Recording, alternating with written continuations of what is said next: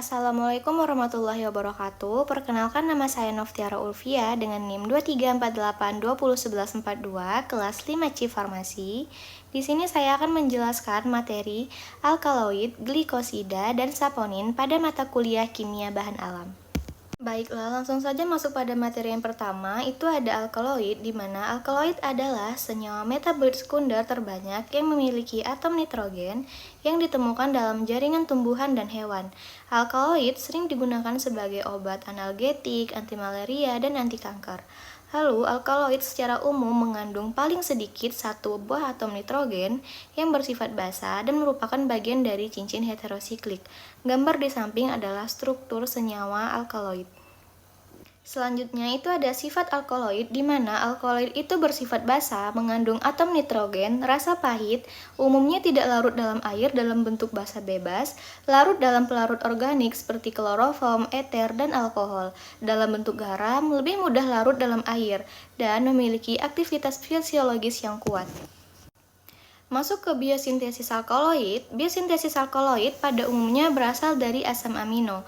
Fenilalanin berperan sebagai prekursor pembentukan alkaloid fenetilamina seperti efedrin dan meskalin. Tirosin menjadi prekursor bagi alkaloid isoquinolon, salah satunya morfin. Triptofan merupakan prekursor alkaloid indol, misalnya reserpin. Dan ornitin atau lisin berperan dalam pembentukan alkaloid tropan seperti atrofin.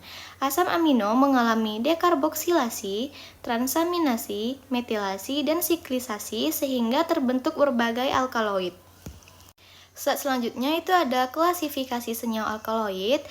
Yang pertama itu klasifikasi senyawa alkaloid dengan atom nitrogen heterosiklik. Ini dibagi menjadi 6. Yang pertama ada alkaloid indol, memiliki aktivitas farmakologis yang kuat, contohnya itu ada reserpin. Yang kedua ada alkaloid tropan yang bersifat antikolinergik, contohnya atropin. Yang ketiga ada alkaloid isoquinolon, banyak digunakan sebagai analgesik, contohnya morfin. Yang keempat itu ada alkaloid quinolon, digunakan sebagai anti malaria, contohnya quinina. Yang kelima, alkaloid piridin dan piperidin bersifat stimulan atau toksik, contohnya nikotin. Yang keenam, ada alkaloid imidazol dengan aktivitas pada sistem saraf otonom, contohnya pilokarpin. Selanjutnya itu ada klasifikasi alkaloid tanpa atom nitrogen heterosiklik. Yang pertama itu ada efedrin, golongan alkaloid fenetilamin yang memiliki aktivitas stimulan SSP. Yang kedua, meskalin, golongan alkaloid benzilamin, memiliki aktivitas psikoaktif yang mempengaruhi sistem saraf pusat. Yang ketiga itu ada hordenin, golongan alkaloid fenetilamin dengan aktivitas stimulan ringan dan aktivitas simpatomimetik. Materi selanjutnya itu ada glikosida. Glikosida adalah senyawa yang tersusun dari bagian gula atau yang disebut dengan glikon dan bagian bukan gula yang disebut dengan aglikon yang dihubungkan oleh ikatan glikosidik. Glikosida banyak ditemukan dalam tumbuhan dan berperan sebagai senyawa bioaktif. Glikosida sebagai obat laksatif, kardiotinik, dan antiinflamasi. Sifat glikosida umumnya larut dalam air, bersifat tidak mudah menguap, tidak larut, atau kurang larut dalam pelarut nonpolar, dan terhidrolisis oleh asam atau enzim. Komponen glikosida itu yang pertama ada glikon, bagian gula seperti glukosa, ramnosa, dan lain-lain. Dan bagian aglikonnya bagian aktif secara farmakologis. Macam-macam ikatan glikosida itu yang pertama ada O-glikosida yang terikat pada atom oksigen, C-glikosida yang terikat pada atom karbon-karbon, N-glikosida yang terikat pada atom nitrogen, S-glikosida yang terikat pada atom sulfur. Kemudian, biosintesis glikosida terjadi melalui pembentukan aglikon terlebih dahulu yang selanjutnya mengalami glikosilasi. Aglikon disintesis melalui jalur metabolisme sekunder, seperti fenilpropanoid, terpenoid, atau steroid. Gula, seperti glukosa, diaktifkan dalam bentuk UDP gula. Aglikon bereaksi dengan UDP gula melalui bantuan enzim glikosil transferase. Dan terbentuk ikatan glikosidik dan menghasilkan glikosida. Baiklah, masuk ke klasifikasi glikosida. Yang pertama itu ada glikosida jantung yang bekerja pada jantung untuk membuat jantung berdetak lebih kuat dan teratur. Lalu yang kedua ada glikosida flavonoid, yaitu yang memiliki bagian flavonoid atau zat antioksidan alami. Yang ketiga ada glikosida antrakuinon yang bekerja di usus untuk melancarkan buang air besar. Yang keempat itu ada glikosida saponin yang bisa membuat busa saat dilarutkan dalam air. Aglikon disebut sapogenin. Materi selanjutnya itu ada saponin. Saponin adalah glikosida yang mampu membentuk busa stabil ketika dilarutkan dalam air. Bagian aktif aglikon disebut sapogenin yang dapat berupa steroid atau triterpenoid. Saponin sebagai antimikroba dan anti jamur. Sifat saponin itu amfifatik atau memiliki bagian hidrofilik dan hidrofobik.